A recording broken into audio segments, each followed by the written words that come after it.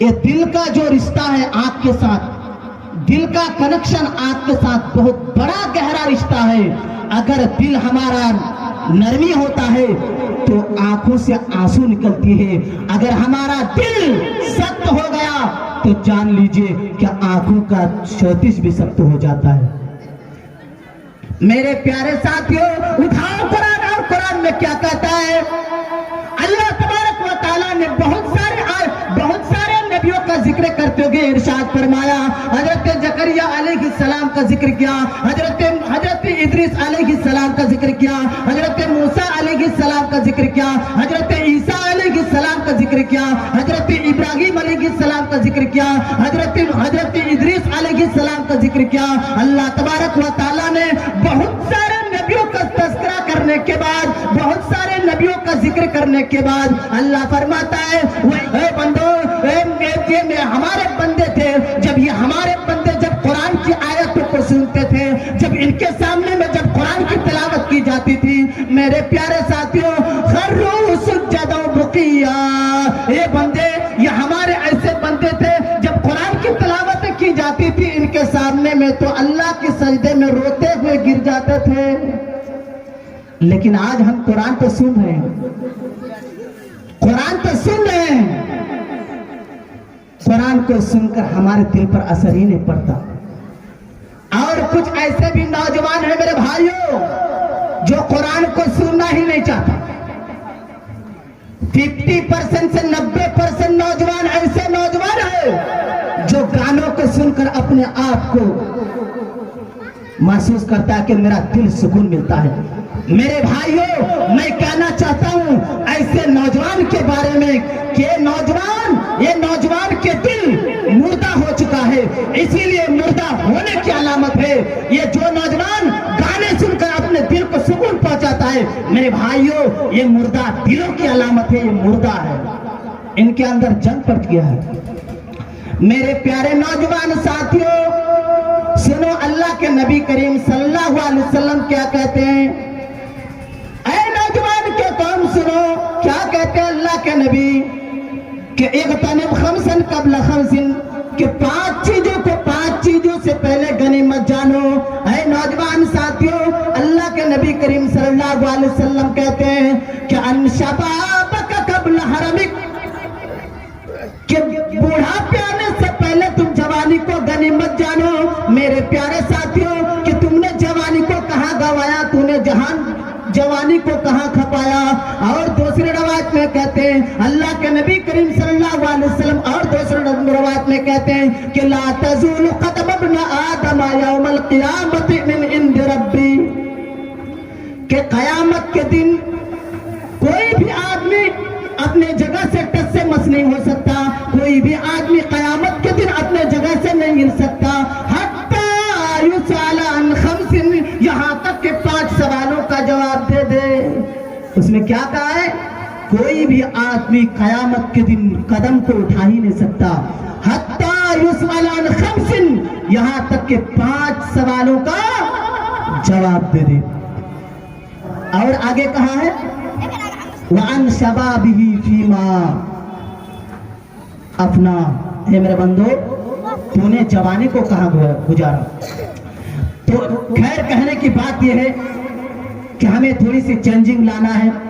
اللہ اور کہتا ہے قرآن کے بارے میں، اللہ کہتا ہے کہ اگر میں نے قرآن کو اس دھرتی پر قرآن کو اگر پہاڑوں پر اتارا ہوتا تو پہاڑ بھی ریزہ ہو جاتے. اللہ ارشاد فرماتا ہے وَلَوْ أَنزَلْنَا هَذَا الْقُرْآنَ عَلَى جَبَلٍ لَرَأَيْتَهُ خَاشِعًا مُتَصَدِّعًا مِّنْ خَشْيَةِ اللَّهِ، اگر یہ قرآن کو اگر کسی پہاڑوں پر اتارا ہوتا، اگر یہ قرآن کو کسی پہاڑوں پر اتارا ہوتا تو قرآن بھی قرآن کے ذریعے پہاڑوں بھی ریزہ ہو جاتے. اللہ کے خواب کے ذریعے پہاڑوں بھی چور ہو جاتے. لیکن میرے پیارے ساتھیوں، آج ہمارا دل اتنا سخت ہو چکا ہے کہ قرآن کو آیت کو بھی سننے کے باوجود بھی آج ہمارے دل پر کوئی اثر نہیں ہوتا. ہو رہا ہے کہ نہیں؟ آج دیکھیں نوجوان کو، دیکھیں کہ آج ہمارے نوجوان کہاں جا رہا ہے. میرے بھائیوں، قرآن تو آج ہمارے پاس تو موبائل ہے، موبائل ہونے کے باوجود بھی، لیکن میرے پیارے ساتھیوں اگر قرآن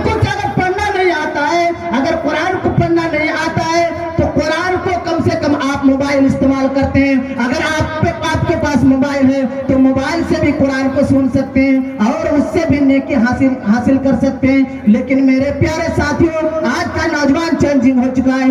آج کا نوجوان تو گانے کے علاوہ کچھ نہیں سننے والے ہیں. آج کا نوجوان کے پاس تو ٹائم نہیں ہے. آج کا نوجوان تو قرآن کی آیتوں کو تو سننا نہیں چاہتا ہے. ہو رہا ہے کہ نہیں؟ آج معاشرے میں جائزہ لیجئے کہ 99 نوجوان گانے میں ملوث ہوئے ہیں. 99 نوجوان گانے سن کر اپنے دل کو سکون پہنچاتا ہے. میرے بھائیوں کیسے آج ہمارے معاشرہ کہاں جا رہا ہے؟ ہمیں غور فکر کرنی چاہیے. اللہ کے نبی کریم صلی اللہ علیہ وسلم کہتے ہیں لا يدخل النار رجل بقى من خشیت اللہ.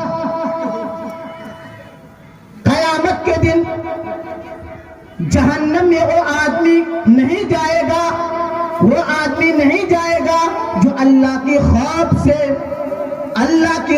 سے بند کمرے میں ڈرتا تھا. اللہ کی خوف کی وجہ سے بند کمرے میں اکیلے چھپا کر کے وہ روتا تھا. اللہ کی خوف کی ڈر میں اللہ سے پکارتا تھا یا اللہ ہماری کیا ہوگی، ہمارے اعمال کیا ہوگی، چھپا کے روتا تھا. وہ بندہ اللہ تبارک و تعالی کے نبی کریم صلی اللہ علیہ وسلم کہتے ہیں، اللہ کے نبی کریم صلی اللہ علیہ وسلم کہتے ہیں کہ گارنٹی لیتا ہے کہ وہ آدمی کبھی بھی جہنم میں نہیں جائے گا، وہ نفس کبھی جہنم کی آگ میں نہیں جلے گا.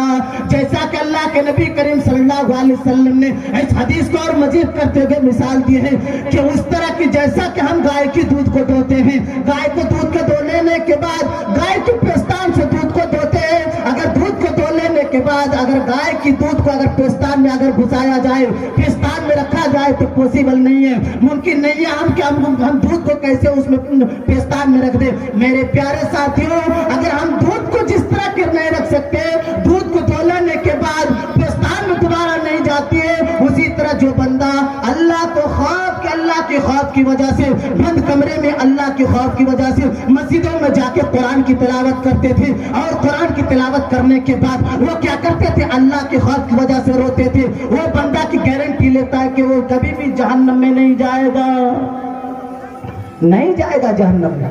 گارنٹی لے رہا ہے میرے بھائیوں، گارنٹی لے رہا ہے کہ نہیں جائے گا.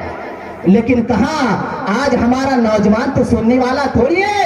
آج تو انہیں تو ڈسکو گانا چاہیے، آج تو انہیں تو فیس بک چلانے میں اور موبائل پر چیٹ کرنے میں تو اس کو فرصت نہیں ملتی.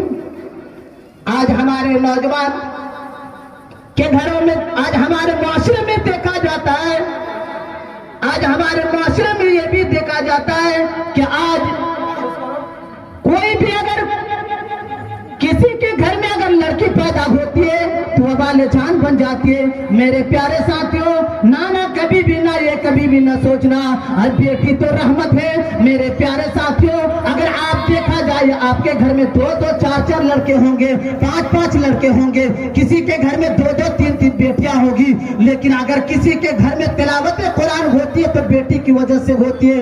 اور جس گھر میں بیٹی کی وجہ سے قرآن کی تلاوت ہوتی ہے تو اس گھر میں برکت ہوتی ہے. لیکن آج نوجوان تو ہے ان کے گھر میں تو 2-2 بیٹا ہے لیکن انہیں تو فرصت نہیں، انہیں تو گانے دیکھنے سے فرصت نہیں، کیسے وہ قرآن کی تلاوت کرے گی. لیکن اگر کسی کے گھر میں 2 یا 3 بیٹی ہے، ایک بھی بیٹی ہے تو بیٹی قرآن کی تلاوتیں کرتی ہے. میرے پیارے ساتھیوں آپ جائزہ لے سکتے ہیں، ہے کہ نہیں؟